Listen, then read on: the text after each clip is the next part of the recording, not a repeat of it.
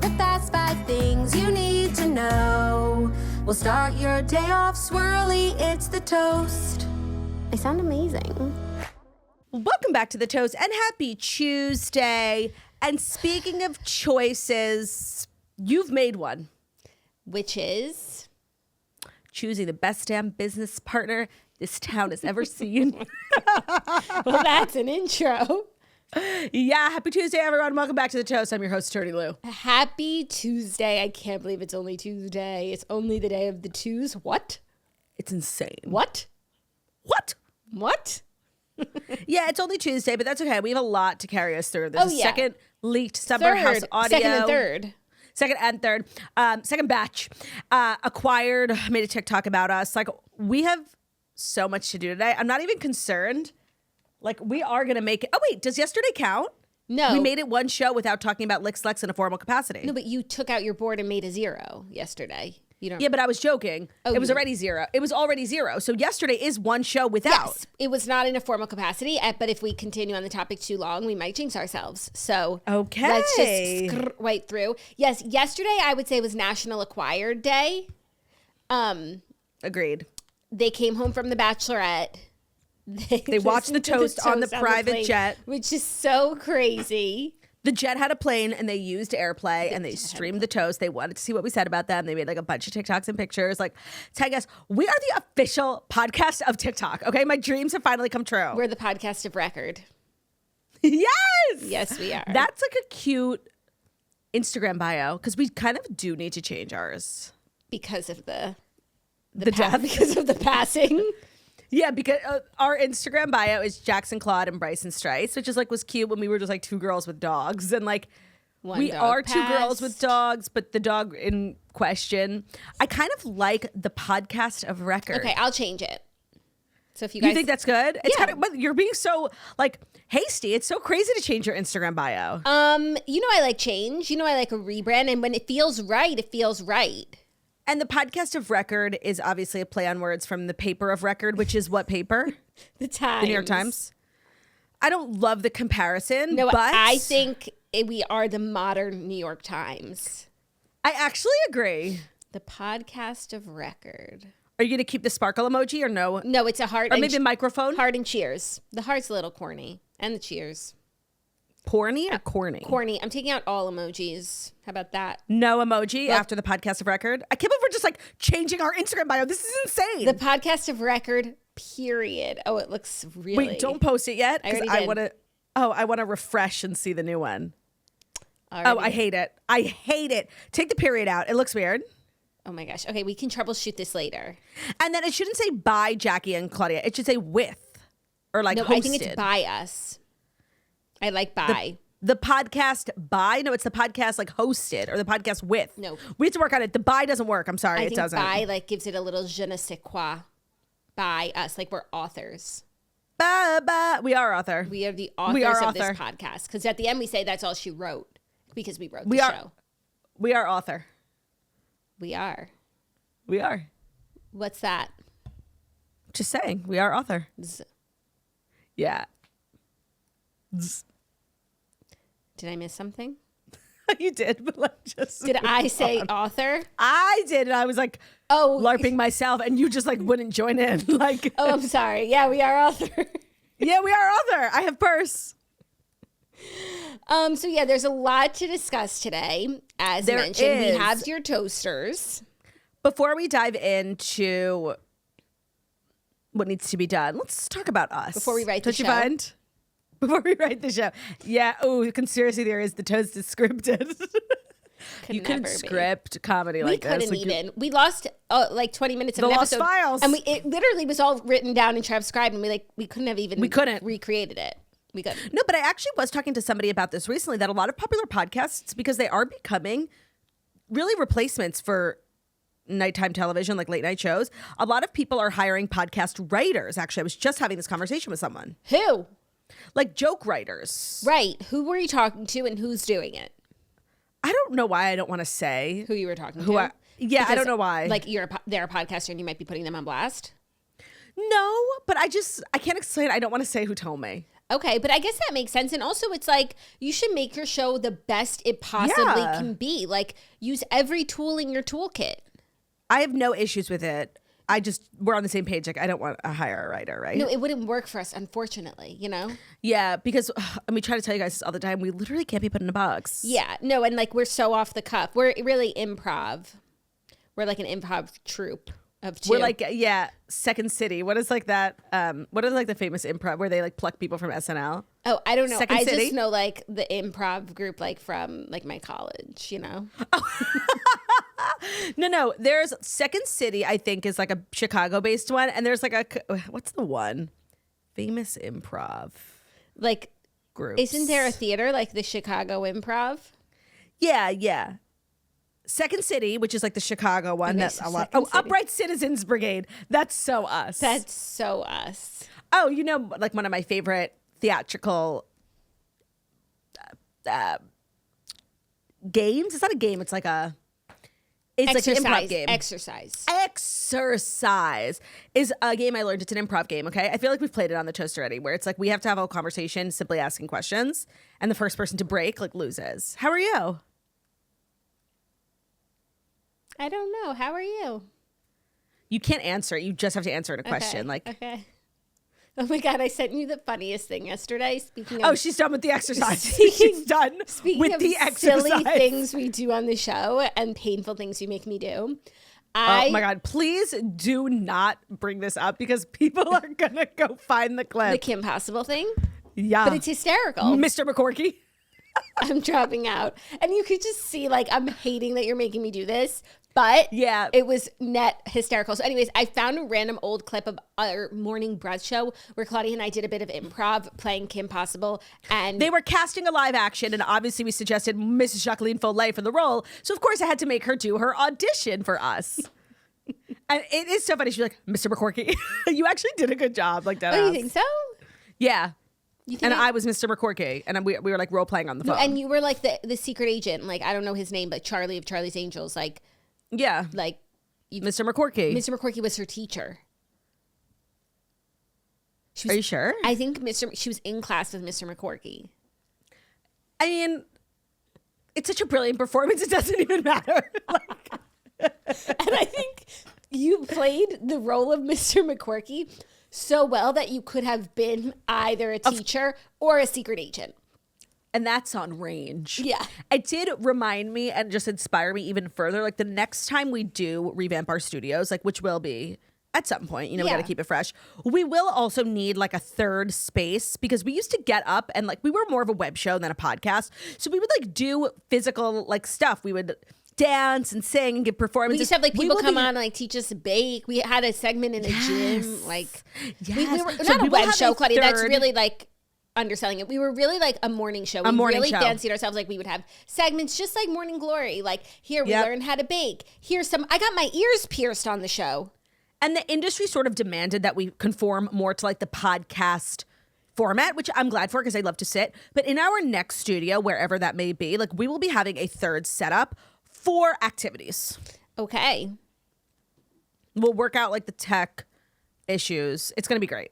Yeah. So maybe we could get back to being like a morning show and doing like kitschy stuff like that. Yeah, very like Diane Keaton. But that stuff like doesn't work on a podcast because who wants to listen to someone doing a dance? Even though that dance episode was the most iconic thing of all time. Which one? Asia DePaolo? Asia DePaolo says hello.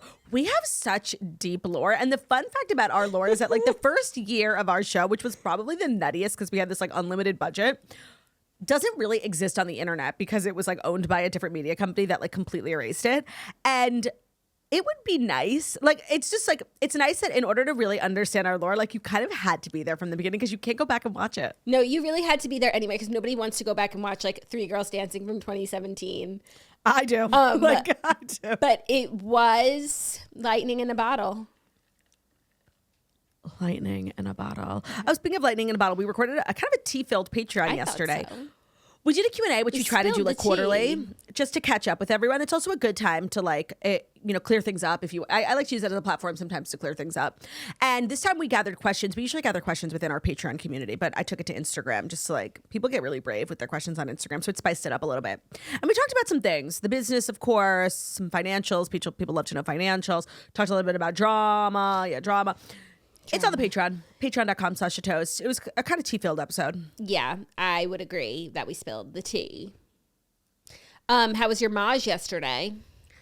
So I played with a new group, but like, some of the same characters, but a new foursome. I'm always switching it up, Of course. And it was great. I won the first 3 games in a row, and I could tell like everybody was down with me. And I was actually really enjoying this new foursome, so I didn't want people to like hate it. I know. So not saying I let the last 2 games go, but I just sort of relaxed and was on my phone and hard. Yeah. And one of the girls I was playing with was new, and she was probably like, "Wow, she's really good." And I'm actually not. Wow, she's really good. The tiles were with me. I'm not like an insanely skilled player, I don't think. Got it. That's funny. I had a similar experience where I was like, I feel like I'm winning too much in this game, and like nobody's gonna want to play. Like it's not fun for anyone, and nobody's gonna want to play with me. So I didn't throw any games, but I stopped like trying so hard. Yeah, and for me at least, like, and Ben, this is one of my toxic traits. Like, I can't just have fun at Mahjong. I have to win at least once, just once. And I usually play for like 2-hour increments, and we get like 4 or 5 games. I just need one. I literally just need one. And sometimes I get 0, and it really affects my mood. I know. Like, it's really deeply. crazy. It's also crazy, like, not playing with you anymore.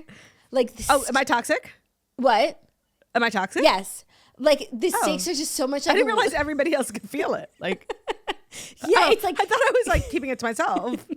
No, it just feels like the stakes are so much lower. Like you win, you lose. Like, oh yes, that's what losers say. I agree. Yeah, no, but have like, fun. I'm just saying you have a very intense energy, and of course I love playing with you. But I'm coming back to Florida shortly, and I know like you probably made new foursomes without me. Yeah, just tell those bitches you'll see them in a week. You could be our alternate. Never. I saw the I would literally never want to like be a fifth who watches and maybe subs in. Oh, I know a lot of people play. It's a 4-person game, and a lot of people get together in groups of 5. So somebody alternates or somebody has to leave early. And I just want to say, never invite me to a game of 5 people. No. I can't imagine anything worse than being the 5th and watching 4 people play a game that you love. Like, kill me. I completely agree. I saw the funniest TikTok. Listen to this. Okay. If you are thinking about playing Mahjong, I need to warn you about something. This is not a casual game, okay? You need to be willing to commit.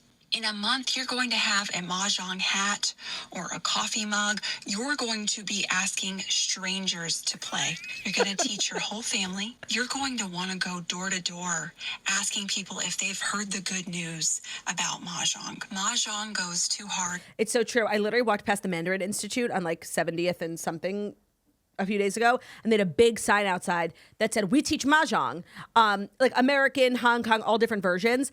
And I literally took a picture of the sign outside and sent it to every person I know who doesn't play, because they're like, "I want to take one." Yeah. What's worse? Take one. I know like 5 teachers. What's worse when if you ask someone like, "Do you play Maj?" and they're like, "No," they're like, "Teach me."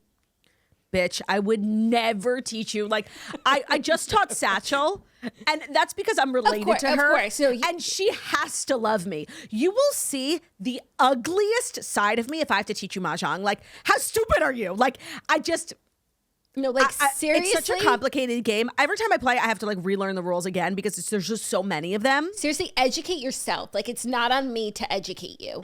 Oh, and there's actually like a machloket, a sort of an issue with the rule that I would love a Mahjong expert to weigh in the comments, because I'm getting conflicting opinions from different teachers and from chat. Let's hear it. And I will say, chat has the NMJL rules down. Like, every time I ask them something, they pretty much get it, but I feel like they're wrong on this one. For a sequence, news, 1, 2, 3, 4, you obviously can't call and you can't use a joker. Can you call for Mahjong? Yes. Chat says no. You can. Chat says no.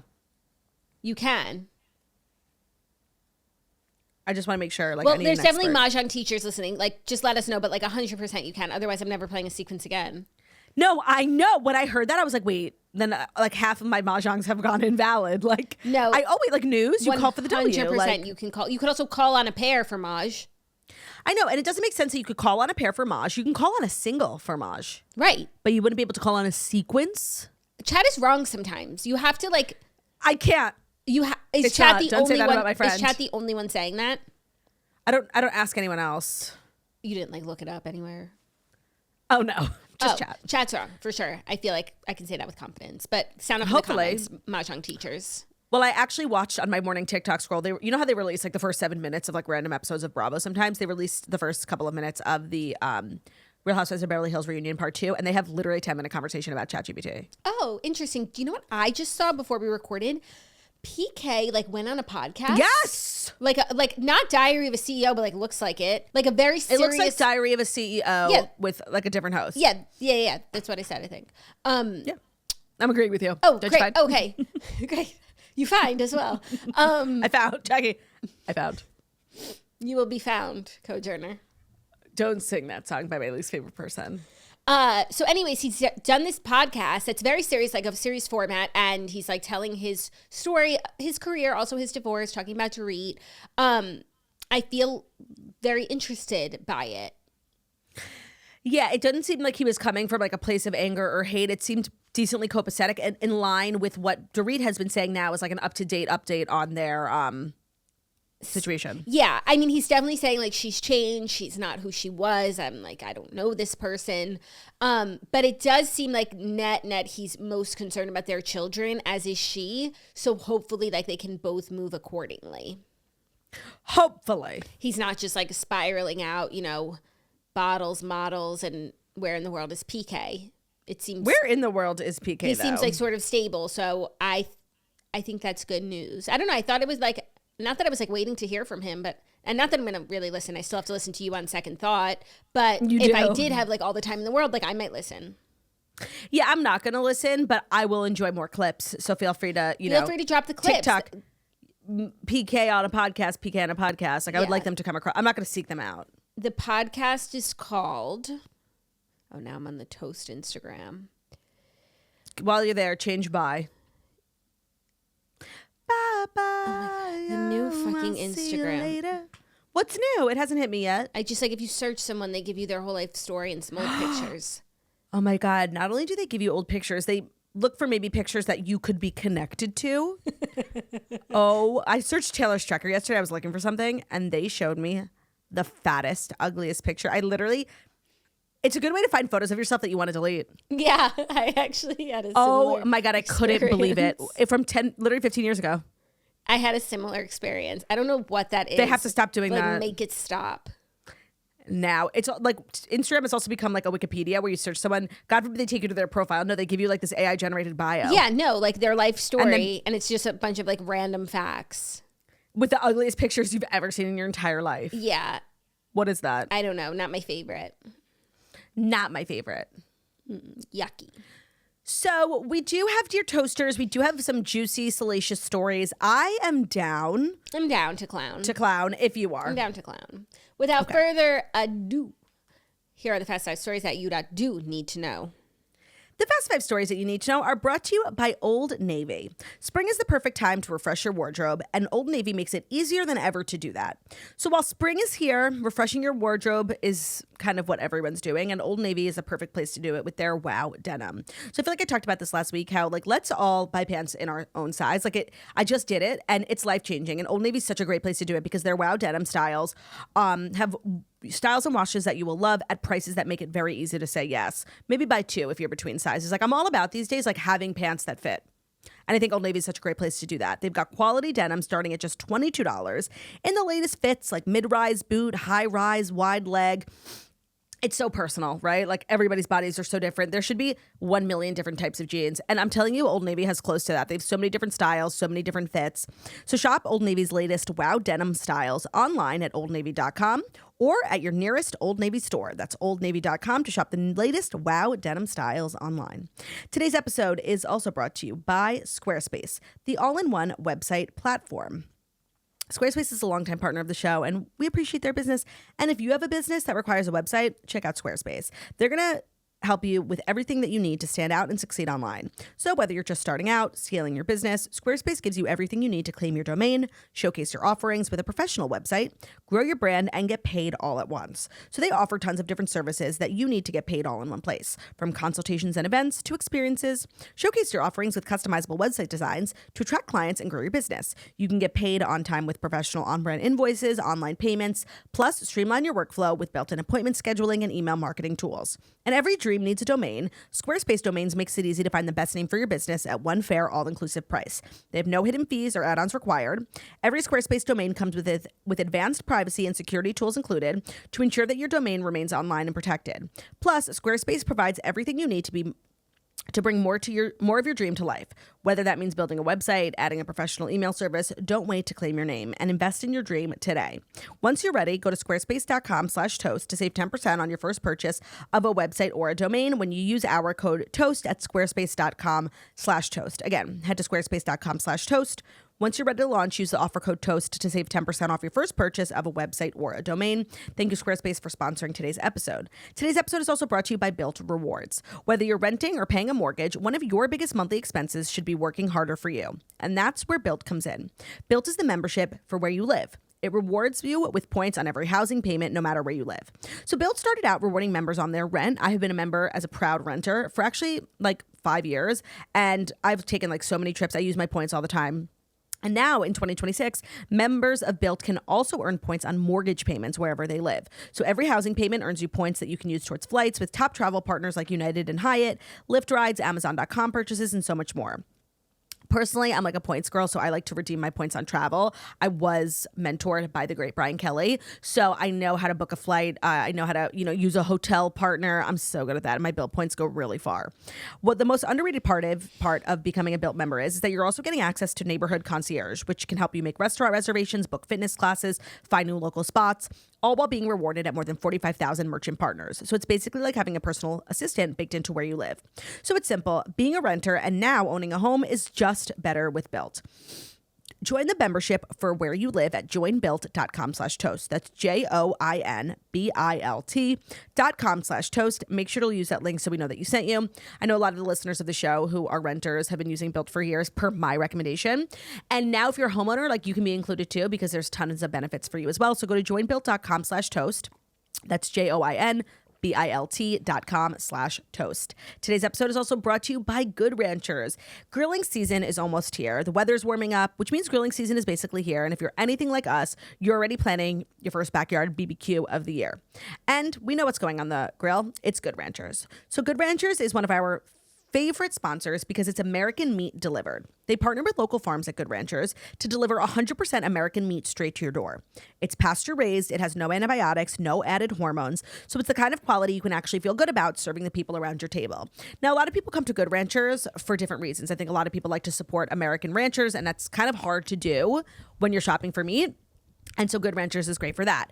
If you're very particular about what goes into your meat, like hormones or antibiotics, Good Ranchers is a great option too because, again, they have no antibiotics and no added hormones. They just launched custom boxes so you can build your own box with the cuts that your family loves. They have steaks for grilling, chicken for weeknight dinners, whatever you reach for most. They also have great seafood. I've eaten their salmon quite a bit.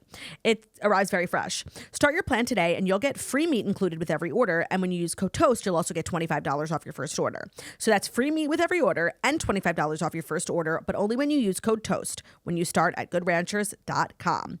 Goodranchers.com. It's American meat delivered. Thank you, Turt Meat. You're welcome. No fun. No. You refused to engage with me, so. Oh, about crazy last night? Mm-hmm. So I'm just sort punished. So we're all being punished. No, you're not being punished. Of course not. You're just sort of being given the energy you give out. You're receiving that energy. Well, you haven't done crazy in a while. Because I've been shut down. Yeah. I've been beaten into submission. It's true. Everybody hates my little limerick. It's so harmless. Oh, I fucking hate you bitches. Like, oh. No, I know. We can't breathe. Like, we can't just, have a little thing. Have a little fun. The hate on us. I know. It's hard. It's just. Let it out. Let it out, sister. She's emotional. It just gets hard, I think a lot of people don't understand. No, they don't. Our first story Summer House reunion leaks. 2 more clips leaked. Now, the content is sort of as expected. It's more of the barrage, more of the defensiveness from Amanda. 0 from West. Did he say one thing? It's actually crazy because it's not even like the conversations that we heard snippets of are Amanda focused. It's about their collective statement, their collective lying to the group. It's not just about one thing. It's insane. I don't think on that second one, I heard him say one word. Yeah, I don't think so either. So they talked. And there was a girl's voice I really could not place. Not Bailey? When she was like, it might have been Bailey. Because I think it was Bailey who was like, I saw you that night. So apparently there was one night, end of February, when they were all at a bar, like everyone was drunk. It's also crazy how much they like actually all see each other. It's nice. In the off season, yeah. But it's like, oh, Kyle and Jesse were at a bar with some friends, and then Amanda came. And anyways, everyone was like drunk at the bar. Amanda like jokingly kissed Kyle a couple times at the bar. They must have like been in a good place, and like I can understand how that's like a funny shtick, like kissing. I have no problem with kissing your ex-husband. And then went home with Wes that night. And Amanda was like, I wasn't kissing Kyle. And Sierra's like, you're still married. And it's like there would be a difference if Amanda was jokingly kissing anyone other than her husband, but like to kiss your husband, technically, it just proves how like literally by the end their marriage was so fraudulent. Yeah. And like, well, that was not real. They were already separated at that point, but they are still legally married. So like, I don't care about that. Jokingly, but Sierra's harping on it. I know. And she needs to let that go because she has so many valid points. And like, I personally don't care that she was still legally married. And it's true. Like Kyle's out here he's doing things when he's married. Like he's dating. I actually do not care that they're legally married. No, but like to jokingly kiss your husband and go home with someone else is crazier than like jokingly kissing Jesse Solomon and then going home with someone else. You know what I mean? Like that's no, like, I think it would be crazier to kiss Jesse Solomon. No, but like that's such a joke. But kissing your husband's not a joke. I have like a little bit of a hot take, not to be a narc, but like the first leak, thank you. I feel like it scratched an itch I couldn't wait. Now, the second leak was so long. I like sat and listened. It was like 3-4 minutes long. Now, and they're talking about Amanda's best friend from Katie DeLuca. 3rd grade. Yeah, Justice. And I'm sure her name would have been bleeped in the actual reunion. And now like we're putting a private citizen on blast. I feel like now we're entering into spoiler zone, and now I don't really want to hear anymore. No, and it's getting like to be, if I have to listen to all that shit again, that I found not that like titillating to begin with, like I could enter boredom territory. Yeah, and I think that and like maybe beating the person a dead who horse, recorded them, beating a dead horse territory. I think the person who recorded them is now like bitter because they've been fired, and maybe they were just like gonna get that one leak and get away with it. But now that they've been fired and they have like genuinely nothing to lose, they are releasing more. Yeah, I feel like I don't really want to listen to them anymore. I almost didn't even listen to 2 and 3 because they were hard to come by. They're getting taken down.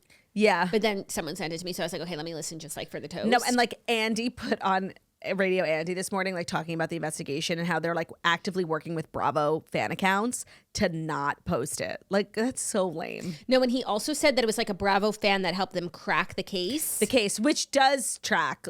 And that like we're going to learn more about the situation.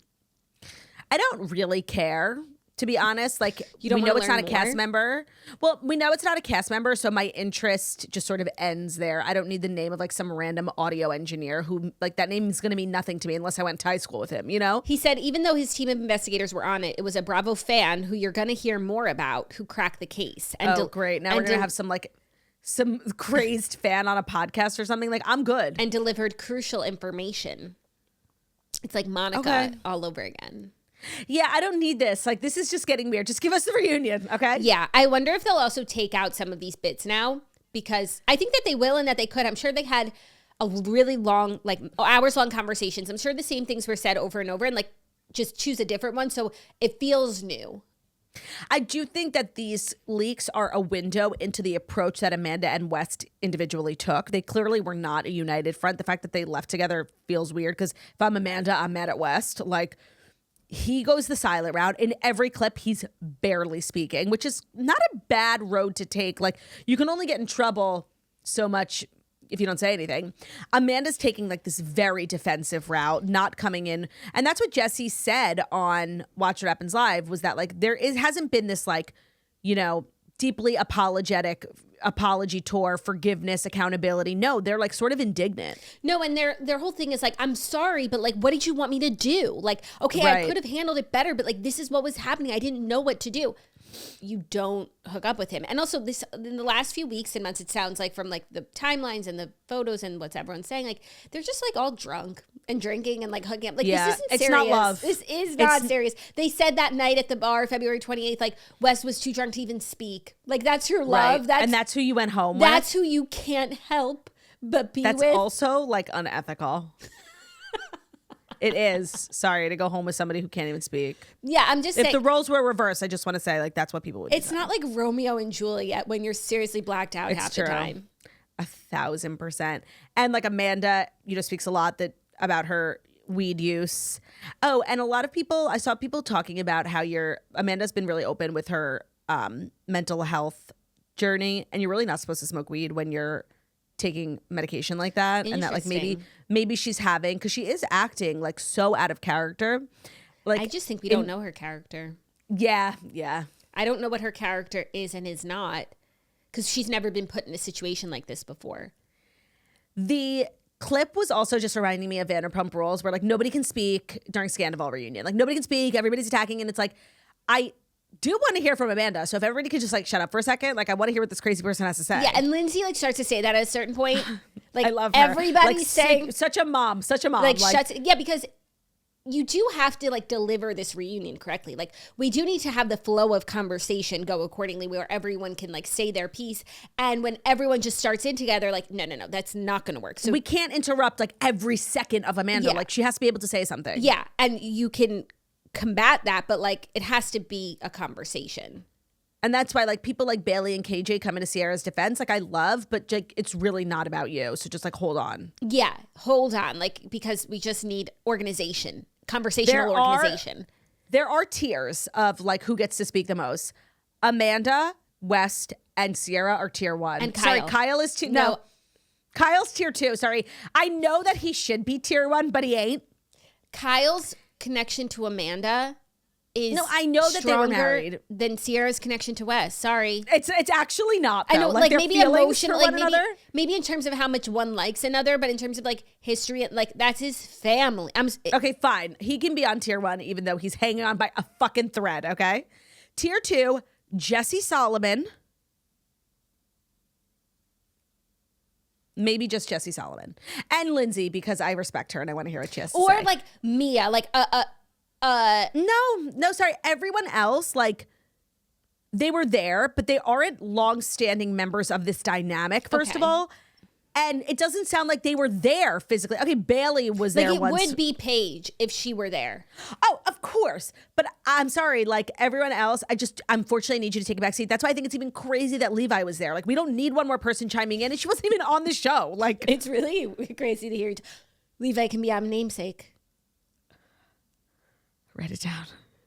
I'm just wanting you guys to know, like, Namesake is shaping up to be like the show of a lifetime. Like, give Namesake the Pulitzer. It's brilliant. Wait, it's giving Keeping Up with Sports, like a podcast that never gets released. I just like, I have a lot of like dreams for like things I want to do in my, not a lot actually. I have a very short list of like dreams, things I want to accomplish in my career, work that I want to put out there. And Namesake is on that list. You need to know. Is it actually? Because I just want to say it doesn't sound like a very good podcast. Aside from the fact that like we're only sitting down with people whose names we either share or they share with like members people of within our family. Beyond that, it just sounds like a boring interview show with Levi from Summer House. It does, but like it's just such a great angle. Like we can't have everyone. But beyond the angle, like what is there? But it's like it's the angle. It's the angle. Yeah, of course. I think it would go to show like the power of a name. Chilling. And there are ways to like open it up. To have like we could never have Amanda on because we don't have anyone in our family remotely named Amanda. But there are other like we have aunts and uncles and cousins. Like we could have a lot of people on the show inadvertently. You know, like Kyle. We could have Kyle on the show because Zach has a brother, Kyle. Oh yeah, okay. I don't care. Like we couldn't have West on. I'm not really moved. We could have Jesse. Isn't it fun? It's like you don't get to choose who comes out. Like, it chooses you. Because, like, you don't get to choose your family. The power of a name. And you don't get to choose your name. Right. Anyways, Levi is our inaugural episode. Great. Can't wait. And Charlie Puth. Oh, and we could have Teddy Swims because of Theo. Oh, yeah. It does apply posthumously. And Bruno Mars. Yep. Yeah. So it really, it has range. I do think that Bruno Mars needs to go on a podcast. He like has never really done one, and people don't know him. Maybe that's how he maintains like a good sense of self, like boundaries within the industry. But I kind of would love to hear him on like Armchair Expert. Yeah. Or The Toast, of course.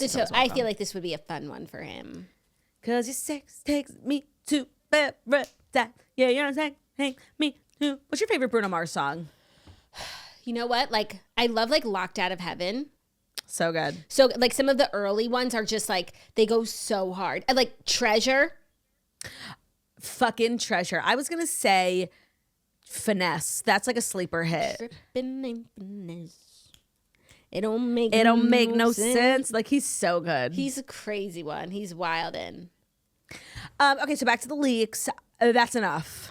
Yeah. I'm calling it. And I don't want to keep listening. More. People keep sending it to me. Like, I think now I just want to be surprised before I'm like over it before it even starts. Yeah, and justice for that girl, Katie. Yeah. Well, they just said it would be like hooking up with Katie. No, and then apparently there was a phone call with Katie DeLuca and Kyle. I think that's how Kyle found out. Yeah. But she didn't do anything wrong. She seems fine. And is she the one that's on In the City? Amanda's friend? Oh, is she? That would make more sense. But is she? She probably has more than one friend. Katie DeLuca. And at this point, I don't know if she does. Katie DeLuca. Oh, yeah, she is. All right, so that's fine. Okay. Are you ready for our next story? Oh, she's pretty. I'm just like, I think this is the wedding in Italy that they went to and where they met Ben. That makes sense. And her husband's last name, and I guess now her last name is Arundel. Arundel. That's nice. Yeah. Wesselton. From Frozen. From Frozen. Are you ready for our next story? Mm-hmm. Some sort of adjacent news. One of the craziest headlines we'll read here at The Toast. Oh, my God. Dr. Dre holds hands with the Valley star Michelle Saniei on unexpected date night. So Dr. Dre and Michelle Saniei from the Valley appear to be dating. The rapper 61 and the real estate agent and reality star 37 were snapped holding hands at celeb hotspot Nobu in LA on Saturday. It took me about 45 minutes to actually compute what my eyes were seeing. Like, for the image to go into my retina and translate to actual logical thoughts in my brain. Because it took me a second to be like, wait, who's that? Because I haven't watched Valley in a little while. And I was like, wait, who's that? And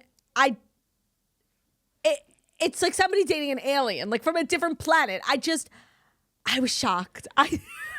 I was shocked. And then part of me remembered like how much I fucking hate her ex-husband. Jesse. So I am living for this because I just know he's in hell. You think so? Yeah, people on the Valley are obsessed with like low-level celebrities that they are. And I feel like a lot of the storylines are always talking about like other people. Like they said, what was the Celebrity Connection? Whatever. They're just obsessed with fame. Mm-hmm. And for her to be out here with like one of the most legendary billionaire. Yeah. I hope they get married. I hope they get married. Also, in the first season, like he had started rumors that she like had a billionaire boyfriend or whatever. I wonder if this is who they were talking about, or she just like has multiple billionaires in her phone. Oh, wait, that's a really good call. Because then they said she was like an escort. Yeah, but I don't think $1,500 a month. That's not true. No. But like she was conversing with a billionaire like years ago, and I just wonder if it's the same one or if she just like can pull multiple billionaires. I hope so. I would love that because then it's like also the guy, you know, she told you not to worry about. Yeah, but then also I hate her ex-husband more than I hate anyone on reality TV. I think he is evil. Did you see this old clip of Sheena going around saying that Dr. Dre is her hall pass? Sheena. And then Brock rescinded it because Dr. Dre was actually coming around. Like they were in the same room as him, and like Brock realized it was actually a possibility, so he was like, "No, rescind." Oh, so obviously this is the billionaire, or like he's been in. I don't know why is Dr. Dre like so in the periphery of the Valley stars.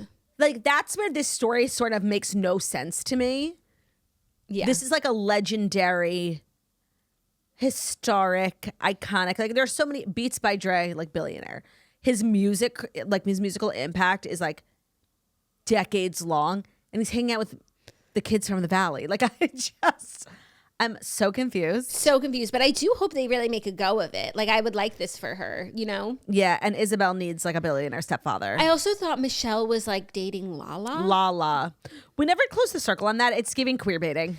No, I think if we just watch the season, like we might maybe get some answers. And I do like want to watch the season because like my favorite person is back on television.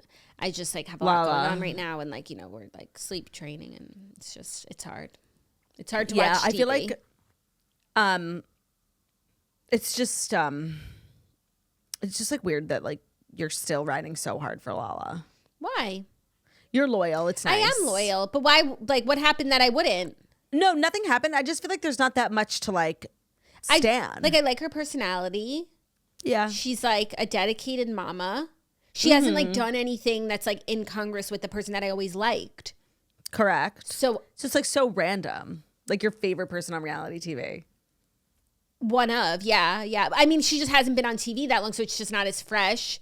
Unless I were to watch The Valley, but like I just know she's gonna get like she'll be my favorite again. She's gonna give them Lala. She's gonna give them Lala. Like, I just think she's so great.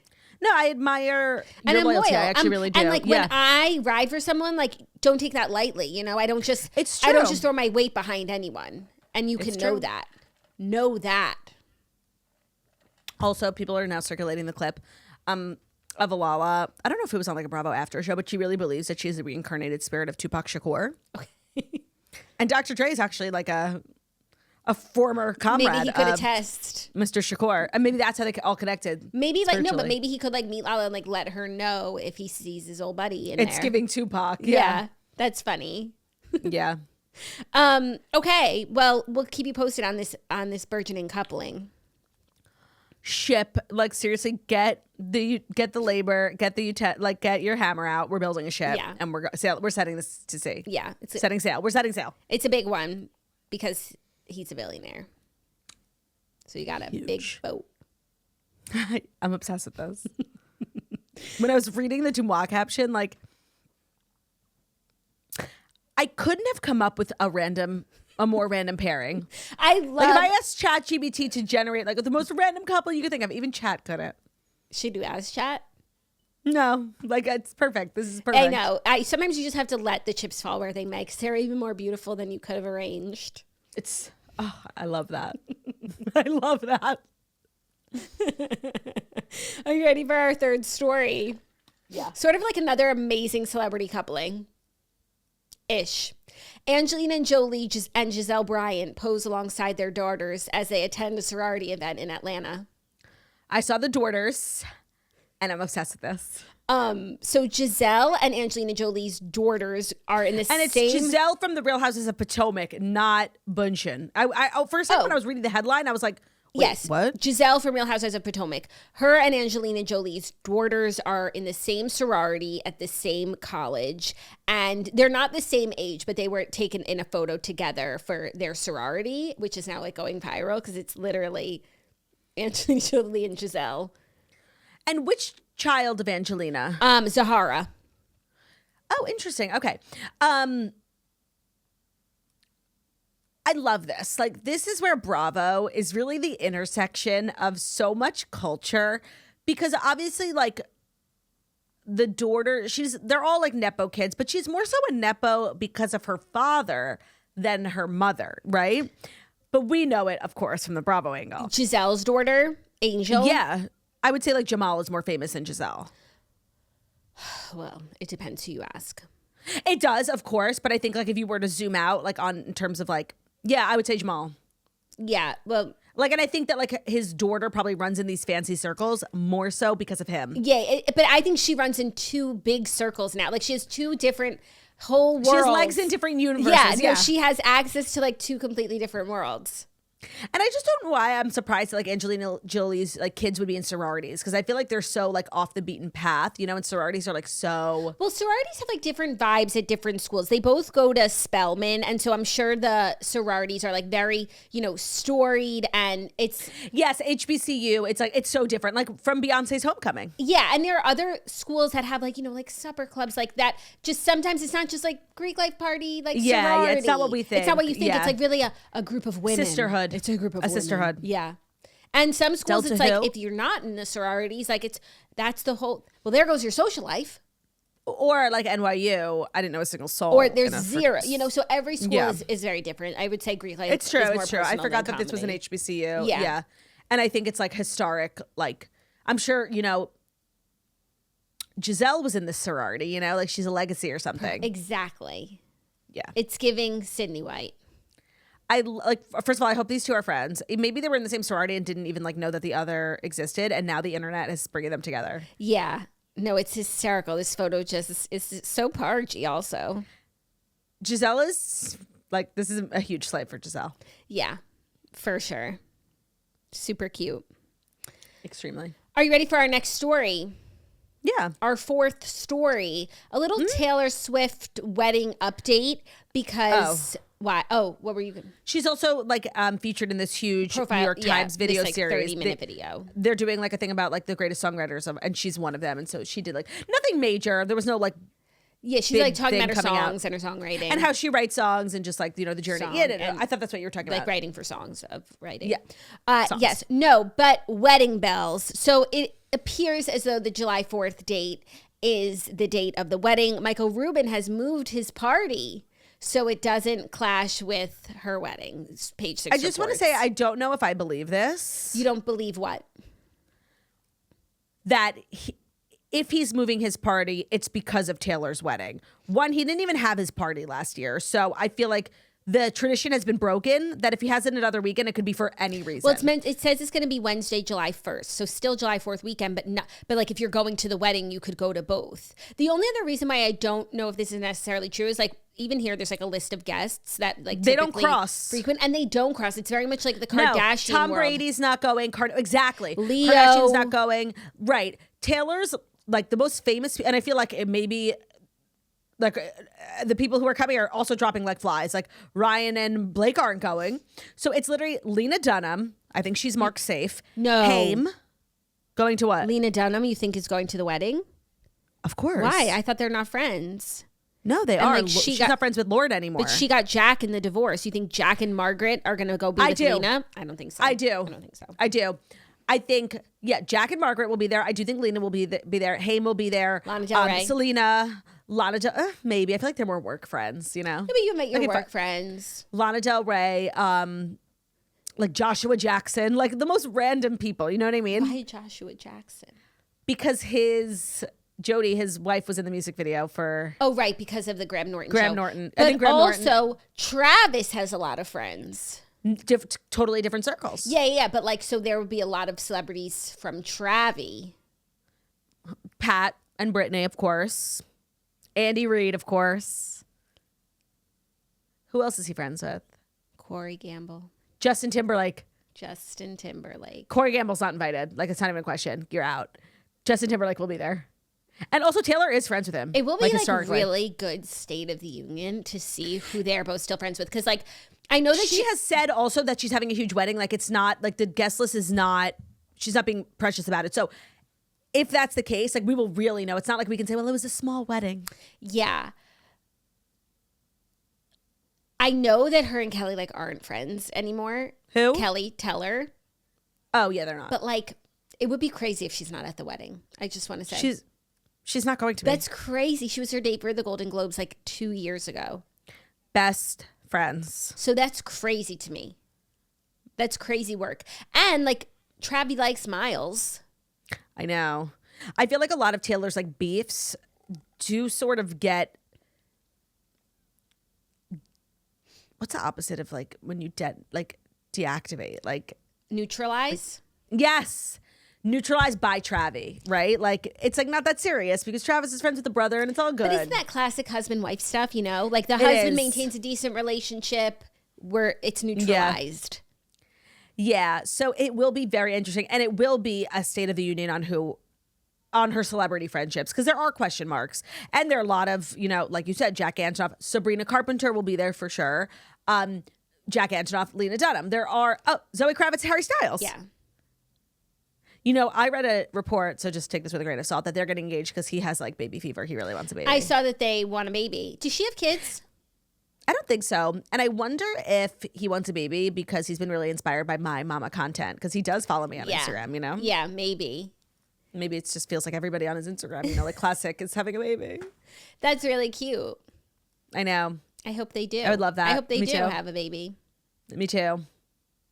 Yeah, I need more people to have babies just so they can like write music that like I'm like able to relate to. Yeah. Oh my God. John Mayer actually gave a very funny interview and said something very funny. I would love John Mayer to have a baby. So I forget where he was talking about this, but let me pull up the article, because he was talking about this. He does a radio show, so maybe on his SiriusXM show. He was talking about his hit Daughters, and he says like in hindsight, the song was actually like very selfish. He's like a 23-year-old like telling fathers how to parent their daughters so that they grow up to like be better girlfriends to him, Yeah, right. It is a crazy song, and it's crazy that it's like the most popular song to dance with your dad to at your wedding. And it's like record of the year. He said, what was a 24-year-old boy telling fathers? He said he admitted the reason for writing the song was very selfish. Quote, I was thinking in very circuitous and clever ways that it was really about me, a young guy, so selfishly upset that he couldn't be with the woman he loved because he thought that her father must have had something to do with it. That's actually like an insane song. Yeah, I'm surprised he hasn't been canceled for that. But then he said, and this is what you were just saying, he said, when you're young, that's young logic, and it plays really well in songs. It just does. Come over. I know we're horrible for each other. Come over type of young. He then joked how older logic can be harder to write songs about. Like, had a tough day, coped with it. It's a tough, he said it's a tough song to write. Had a rough morning, took a look at the bright side. Got a good phone call later, reminded myself, what was I worrying about? Well, it kind of sounds like John Mayer needs to have a baby. It'll be endlessly inspiring for him in the studio. Yeah, but it is funny how sound logic. No, being healed is not interesting. It's like not it art. doesn't make for good art. Yeah. However, you should live an ordinary life so you can be violent and original in your work. And I think Taylor Swift is definitely a testament to like you can do it. I feel like she pulls a lot from like movies and TV shows because her life became like sort of, especially with Joe Alwyn, like monotonous in a sense. Like just 6 years of. Well, it sounded like it was sort of like a tortured romance in hindsight. And now she's able to make music about it now with like the perspective of hindsight. But people make the argument now, and it's an argument I do not agree with, but I will just platform it, that like T-Loas was a flop. A success because she is happy, and happy people like can't make good art. I disagree because I think the songs on T-Loas about her being happy are the better songs. Yeah. Honey. Got a couple of kids, got the whole block looking like you. I would like, also, she's fine. I would say there are good songs on T-Loas. I think the album as a work of art is not. And the album imagery does not jive with the songs. Like it just, and the way it was hyped up was not what we got, 12 Blank Spaces, Bop City. Yeah, I blame Travis for that. Yeah. Not Travis ruining the album. Literally. Are you ready for our fifth story? If it's our fifth story, that's brought to you by Minted. Yes. Oh, I love Minted. Whether you're getting married, decorating your home, buying personalized stationery, or throwing a shower, Minted offers unique design-forward stationery, art and home decor designed by independent artists from around the world. So we loved doing our holiday cards with Minted. This is my second year in a row having done them. And we love seeing all the favorite influencer swirlies getting married using Minted for save the dates, invitations, wedding and websites. I feel like Minted is your I feel like getting married is your gateway drug to Minted, because when you get married, you have to do like thank you cards, you have to do wedding invitations, you have to do like menus for the table. All my like Birkat Hamazon brachas were Minted. Like I feel like Minted is where the procession program. Right, that's where I learned about Minted. And then like your whole life becomes sponsored by Minted, because they have a concierge team who can help you over Zoom or email with wedding party invitations, signs for your wedding, place card, bar signs. The best part is that their help is free. And then they also just launched their new novelty shapes where you can add designed cut out shapes like shells, palm trees, martini glasses, cowboy boots, and more as a part of your wedding or party invitation suite. So everyone loves Minted's free recipient addressing, which prints all your loved ones' addresses on envelopes for free, which saves you so much time. And also everybody loves code TOAST, you know? Bring your traditions to life with independent art and design this holiday season. Use code TOAST for 20% off minted stationery and gifts. That's code TOAST, TOAST, for 20% off minted stationery and gifts. Today's episode is also brought to you by Yahoo Mail Planner. So Yahoo Mail Planner brings your tasks and events together in one place so everything stays organized and you don't miss what matters. So if you have found like your life just feeling incredibly disorganized and having things on your phone and your computer and your calendar like just doesn't work for you, check out Yahoo Mail Planner. It's everything all in one place. So it's all your tasks, all your events, things you need to do all together. So the planner brings your tasks, reminders, and your events into one simple view so you don't have to jump between apps or piece your day together, you know, to-do list on one, calendar in the other. You can see what's up and coming at a glance. Love that. You get a clear and organized view of what matters most, your appointments, your deadlines, your to-dos, so you can see everything and quickly understand your day without going through emails and multiple apps. It automatically organizes your inbox, so your planner will pull key details from your emails like reservations, school events, bill reminders, and turn them into actionable plans that you can like check off on a list, saving you time and effort. So it's built right into Yahoo Mail. There are no extra steps. There's no need to download or manage another app. The planner works seamlessly with Yahoo Mail, even with your Gmail connected, so everything stays in one place. You can stay on top of what matters and not miss a thing by surfacing important tasks and events at the right time. The planner helps you stay organized, reduce your mental load, and keeps your life moving without slipping through the cracks. So learn more about Yahoo Mail now with Planner. See how Yahoo Mail Planner actually works. Stress less with Yahoo Mail Planner. Today's episode is also brought to you by Simple Modern. That's exciting. I love Simple Modern. So it's a #1 drinkware brand for moms on the go because life with kids is already messy enough.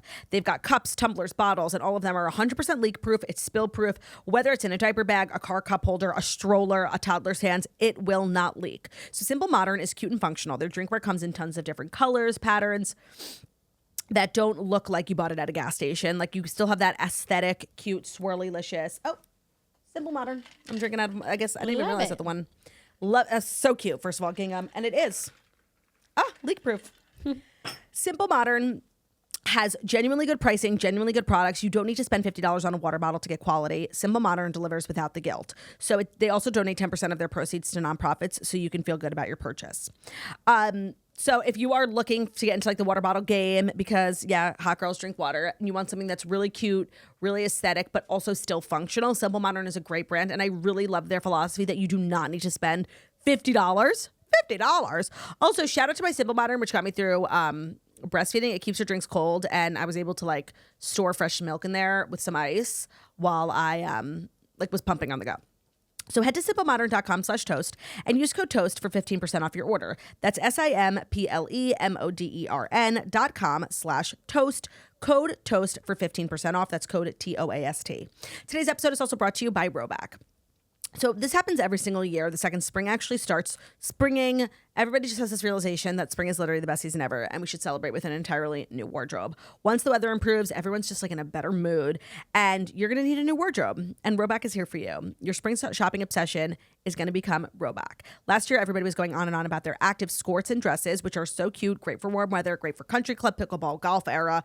Love their active dresses, but they also just launched a new lounge sweat, which we definitely want to talk about. I also talk about their lounge sets a lot because I love their men's loungewear, which is very hard to do. I feel like a lot of loungewear on men just looks like they're unemployed. It's so soft. Everything from Roback is really soft, but this one is really on another level. It's one of the softest fabrics I've ever felt. It's perfect for spring. It's a short sleeve top with matching bottoms, which is very elevated. I love a matching set. It makes getting dressed so easy, one less thing to worry about, and you just know you're going to look put together, and it's not going to take you more than 5 minutes to get ready in the morning. So their new loungewear set is called the Aspire set, which feels correct because the second you put it on, this is who you're going to aspire to be. It's comfortable, it's chic, it's effortless, and it comes in ivory, coastal blue. Choosing between the two is not for the weak. Go to Roback.com and use code TOAST for 20% off your first order through the end of this week. That's Roback, RHOBACK.com. Our code is TOAST, TOAST, for 20% off your first order through the end of this week. Thank you, Turt. You're welcome, Dirt. Our fifth and final story, Verity trailer dropped. Anne Hathaway and Dakota Johnson play seductive mind games in the Colleen Hoover thriller. So we've got our first real look at Verity. Very, very spooky. I don't remember it being that like much of a psychological like thriller mind games. Like but I read it a very long time ago. Well, I don't want to spoil anything, but Yeah, like because of what you find out at the end, it does make the whole book feel like it's like one of those books where it's like, are you hallucinating or is somebody gaslighting you? Like, so it does have that element. Yeah, this trailer looked really good, and it also takes place in this like remote mansion, very much like The Shining. It looks very good, and it actually looks like really like adapted almost to a T. Yeah, like I remember the bite marks on the headboard, like little things like that. I don't even really remember so much the premise of the book, but everything I saw in the trailer, I was like, oh yeah, that's from the book. So it seems like they're adapting it quite closely. Yeah, I'm excited to watch it because I read the book so long ago. I love the book, but I've forgotten a lot of the details. So I feel like I'll be watching a new thing and I can enjoy the movie, whether or not it's close to the book or not. And it seems like the first movie from Colleen Hoover's work that's like not being, it's like, It Ends With Us, that Reminders of Him looked like a Lifetime movie. Like all of them have been like really corny. And this looks like a movie that's a real movie. Yeah. Like it looks serious. It looks kind of like Gone Girl level of just sort of psychological thriller. Yeah, whereas everything else, I mean that, and then that Allison Williams one, she did one where they get in the car crash. Like it was just, they all are so Lifetime movie. I just saw like a weird clip of that on Instagram. It was like, you know how sometimes they post movie clips and it's like crazy movie. What was that one called? Into the Woods. I don't know. Like, I don't know. There have been Reminders of Him. And it wasn't Reminders of Him? No. What was it called? Regretting You. Yeah, classic. Like, you know, two people's spouses get in a car crash and it turns out, why were they together? Right. They were having an affair. Well, so that's what I saw in the clip, just the hospital scene where it's like, wait, why are you here? Why are you here? I saw that too. Why are you here? Why are you here? They were both in the trash and they were together. I'm like, oh my gosh. And they're obviously having an affair. Yeah. I don't know if I read that book. I did read Reminders of Him. That sounded good. And that was one of the last books I did read of Colleen Hoover because I was like, okay, I think I've like aged out of this. And I don't know why. I just feel like all of them have been even It Ends With Us, which was pretty good. It didn't feel like a serious film. It just felt like a kind of commercial, corny film. This one between Anne Hathaway and Dakota, who are just like both like really high level actresses, it just feels like it could get, you know, a Golden Globe nom. Yeah, I agree. It's up there. I'm excited. Comes out October 2nd. So whether you've read the book or not, I feel like everybody's really going to like this movie. It reminds me of Gone Girl as well, where it's like a huge book, even bigger movie if possible. And Anne Hathaway these days like really does not do something that's not like, I feel like when she is involved in a project, you're almost entirely sure it's going to be really good. Yeah. She just has a good picker. So I'm very excited, and I don't have any, you know, when you read a book, you feel like you can like criticize the movie a little bit. I don't have any feelings. Like I feel excited, and I think it's in good hands. I think so too, and I'm happy for Colleen Hoover, who hopefully like has a win under her belt and like isn't traumatized from the movie industry. Yeah, because so far she's striking out. Obviously, It Ends With Us. And then the other two are just like... The other two, I think, like, actually are not a problem. I think it's better to have a movie that's... Flops? Not flops, but just doesn't, like, go crazy versus what happened with It Ends With Us, which could literally have, like, thrown her whole career. Yeah. Let's dive into Dear Toasters. Are you ready? Mm-hmm. Our weekly advice segment every Tuesday. Jackie and I like to help out our community. If you guys ever want to write in, please send us a message, deartoasters@gmail.com, or head over to our website, thetoastpodcast.com, where you can write in about anything that's going on in your life. Wedding drama, work drama, best friend drama, family drama. We love family drama. We're going to try and help you, okay? And we try to give sound advice, okay? Mm-hmm. And if you aren't open to either you being the problem or your husband being gay, don't write in. Hey, Jackson Turd. I'm getting married in July. My family's not religious, but my fiance's family is Catholic. My dad asked if we could have a memorial set up at the wedding for my late great-grandmother who passed away in 2010. For context, my dad grew up in a very abusive home. My grandmother took him in at 9 years old. She was the only motherly figure he knew. I'd love to have a memorial for her, but my dad is requesting that we bring her ashes. Like reserve a chair for her ashes during the ceremony, have a memorial table for the reception where her ashes would be placed after the ceremony. My fiance and I think displaying her ashes in a way is going a little too far. Do you agree? Any advice is appreciated.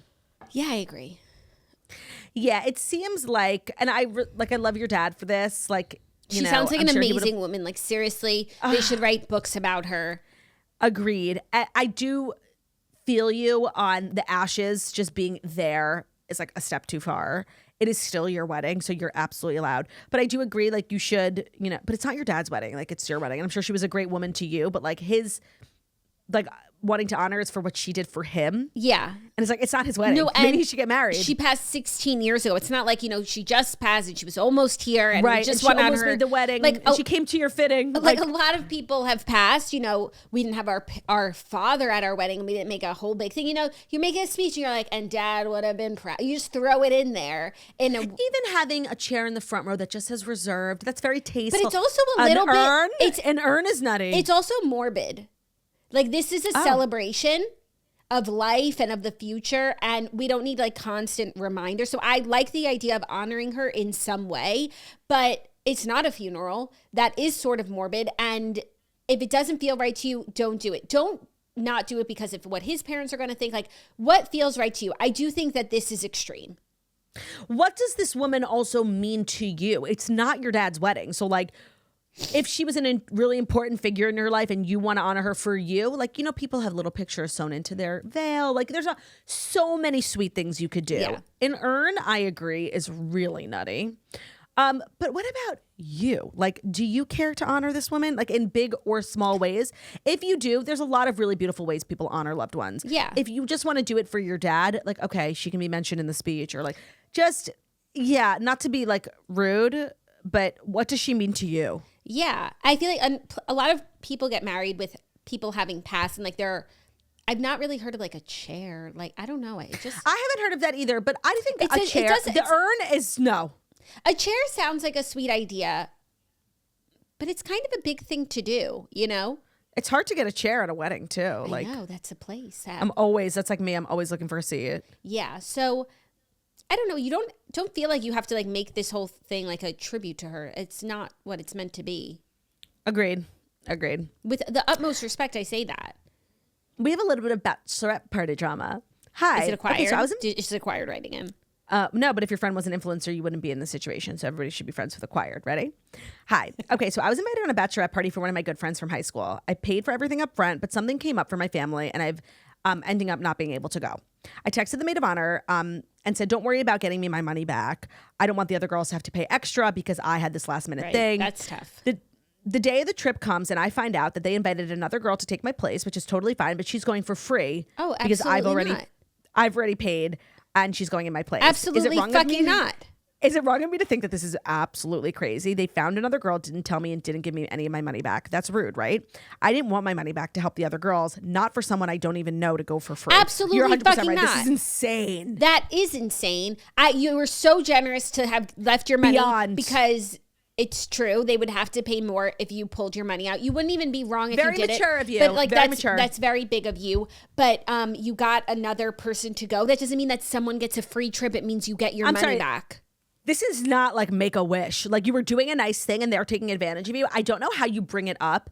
You definitely don't bring it up to the bride because like this is not her problem. But no, sorry, you like bring it up to the bride and whoever, if there's someone in charge, but typically the bride's in charge. I mean, some people have their maid of honors running the show. No, I think typically the maid of honors. Not in our situations. Like if you had an issue with my bachelorette, like bring it to me. And it's not, I'm just a bride. Like I can handle a little conflict. I completely agree. It's not like I just returned from war. Don't bring it up to me. No, the freeloader owes you money. Yeah, bring it up to the bride. I don't know why people act like brides like can't be spoken to. Like they have too much on their, like she's just going on vacation for a party. And also the bachelorette party is like months before the wedding. She's going on vacation for a party she's having. She's going to be okay. She's going on vacation for a party. It's true. Like to celebrate a joyous occasion. Like she can handle stuff. Yeah, some of the other girls, like the single ones, don't bother them with this. They have a lot going they have on, to go okay? Speed dating. It's true. Like they're the ones who have like so much on their plate. Yeah. Will I ever find someone? But the idea that like don't bother the bride. Like she's literally having the time of her life.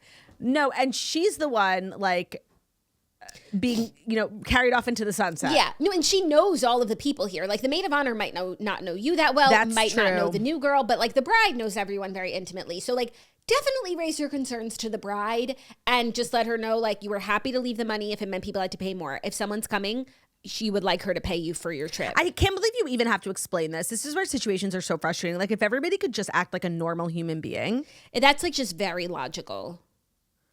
It's so wrong. And like to take advantage of your kindness, like that was really mature and generous of you. Yeah. You sound like a great girl. I love you. I'm sorry. Yeah. Sorry. But yeah, I'll say something. Send the girl a Venmo request. Yeah. Yeah. Our third and final Dear Toasters is upsetting. I hate when you say that. It's like, okay. Hey, sexy mamas. I love that she calls us that. I love heavy. This girl. Dear, and she wrote Sexay, SEX-AY. Hey, sexy mamas. My husband has been begging me to make homemade adult films with him for many years, and I've always respectfully declined for numerous reasons. I'm camera shy, it's not my cup of tea, I'm definitely afraid of someone seeing it, etc. The most recent reason is because I'm 13 months postpartum with my first baby. I'm not feeling anywhere close to my best physical self, yada, yada. He has fantastic pictures of me pre-baby to get him through the tough times, but he recently claimed that those pictures are not enough. A few weeks ago, I noticed him acting strange after we had sex. He was immediately looking at his phone, and I had a gut feeling that he had recorded us. I asked. He said no. Later that night, I checked his hidden photos, which is a folder where he keeps like my steamy photos, and he had in fact recorded us through the indoor security cameras. I confronted him and he said, I just really wanted something of the two of us and you would have made me delete it. Am I overreacting by feeling weird that he lied and recorded it without my knowledge? I feel like we have sex a normal amount. I don't feel like he's suffering without it. Should I be grateful that my man wants to watch videos of me instead of videos on the internet? Sincerely, an insecure toaster. Oh my God, I feel really nauseous. I know. I hate to have to tell a woman, especially a woman who's 13 months postpartum, that you're married to a sex offender, but you are. No, I'm sorry. And this is just the beginning. He just committed a crime. This is just the beginning. This man has no respect for you or your bodily autonomy. This is so bad. Like, this is so bad. And like, no one needs to have videos of you guys having, like, the idea that he's like made you feel like I need to get him through tough times. Like, did he give birth? No, but it's like, and you're having sex with him. Like, what's the tough time? Yeah, this is really bad. Not only is what he did illegal, it's enormously unethical. And this is supposed to be like your man, your protector. This man has no respect for you. I'm sorry. And I hate him like so much. And I think men who do things like this is just the tip of the iceberg. Yeah. And I feel like there's been, not saying that your man does this, but there's been this sort of like cultural revelation since the Gizelle Pellicott thing, right? Like people realizing that their husbands do these awful things either to them, they monitor their online activity. Like, you know, I said to Ben the other day, because, you know, I feel like when you become a mom, you become aware of like how normal pedophilia is. Like everybody's a pedophile. Everybody is. Every single. I said, Ben, you know, like 1 in 5 American men. I made up some statistic. I'm like, you know, 1 in 5 American men is a pedophile or like engages in some sort of pedophilic activity. Like I read that somewhere once. I don't know if it was 1 in 5. Maybe it was like 1 in 10, whatever. And he was like, you're so crazy. I'm like, I'm literally not. And I feel like once you open your eyes to like most men, there's something sinister, whether it's, the pedophilia thing. This is, I don't even know what to call this. This is, it is a form of abuse. Yeah. Mm-hmm. You have a bad husband. I'm sorry to be the one to tell you that. And I feel like it might take you a few years to realize, like maybe you think we're being dramatic. Cause like you sound like, maybe I'm just insecure. Maybe I'm just being like sensitive. No, you have been like being your husband has for lack committed of a better phrase. Sex crime. Yeah. And he's making you think that like maybe you're overreacting or like maybe, you know, you should have done it, but you're just like insecure because you just had a baby. I don't care if you had a baby 15 years ago or if you've never even had a baby. Like you have a bad husband. You have a dangerous husband. I imagine if you monitor his other online activity. And yeah, this is so bad. Like this is so recording somebody having sex without their consent is like not only a crime, it is the worst thing somebody can do like to their partner. Yeah. And I will help you with the retainer for a lawyer. Absolutely. You just send me an email. Like, this is insane. Yeah. Ooh. Yeah. Hate. Really bad. And I feel like maybe you needed to like hear from someone like you need a perspective that like this is so maybe like up. In like the pit of your stomach, you know that like maybe this is really bad, or like but he makes you feel like it's normal. Like, of course, I just want to see a video of us, like, you know, for the tough times. It's like, shut up, like the tough times. Like you just had a baby, and you're still having sex. Shut the fuck up. Why don't you shut the fuck up and rub my feet, okay? And they're still having sex, so there's like not tough times. Correct. Yeah. No, like marital, like yeah. I hate your husband. Like he's a bad guy. Yeah. I'm sorry to like end on that, but that's Dear Toasters. Thank you to everyone who wrote in. And as always, you can email us deartoasters@gmail.com or head over to our website, thetoastpodcast.com. Dear Toasters. Well, the place looks beautiful. It always does. Does it? Does it anymore? It does. I will not let like the sex offenders and pedophiles of the world ruin the beautiful place. Okay. But I just think it's important that like everyone just remember like almost like everyone's a creep. Don't trust anybody. That's what you need to remember. Don't trust anybody. Yeah. That's such a bad like No. Okay. Just keep an eye out. Okay. Yeah. Don't think like these things can't happen to me. Like so many men are so bad. Like they're so evil. Like I hate to be one of those like men hating podcasts, but like I feel like so many people. But in this category, like it does typically trend now. Yeah, like women can be pedophiles and sex offenders, absolutely. But they're not. Like they're usually not. No, they can be. Yeah, they can be. Yeah, it's possible. We see stories all the time, like of like teachers and whatnot. Yeah, but we more so see stories of male teachers. Yeah. Thank you guys so much for listening to the Toast the Millennial Morning Show, where we deliver the fast stories that you need to know every Monday through Friday on YouTube. So, you're watching us on YouTube. Please subscribe and give this video a thumbs up. We're also available as podcasts anywhere podcasts can be found. So that's Spotify, Apple, and YouTube. Spotify. And YouTube. Wherever you listen to podcasts, find us a Toast. Leave a 5-star review about how beautiful, stunning, and wickedly talented we are. Hope you guys have an amazing day, and we'll see you tomorrow for Hump Day. Love ya. Bye.